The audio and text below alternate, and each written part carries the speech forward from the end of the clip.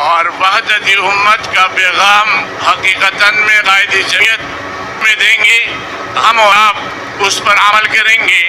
میں آپ سے گزارش یہ کروں گا کہ جمعیت علماء اسلام یہ تمام دینی کاز کے لیے، مدارس کے لیے، تبلیغ کے لیے، خانقاہی نظام کے لیے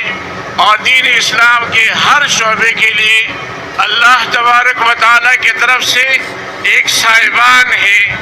ایک نگران ہے، ایک ذمہ دار ہے، ایک ہمدرد رکھتا ہے۔ ہم اور آپ ہم سے جتنا ہو سکے ہم جمعیت کا ہاتھ مضبوط کریں، اپنے قدم پر رکھے ہیں، اور ہم چاہے وہ نظم کے سطح تک ہو، چاہے وہ نظم صوبائی جماعت تک ہو، چاہے وہ نظم ضلعی جماعت کا ہو، چاہے وہ کتاب کا ہو اور یا وہ کسی کا ہو، ہم سب ایک پلیٹ فارم پر اور ایک عہد کرتے ہیں، ایک رکنیت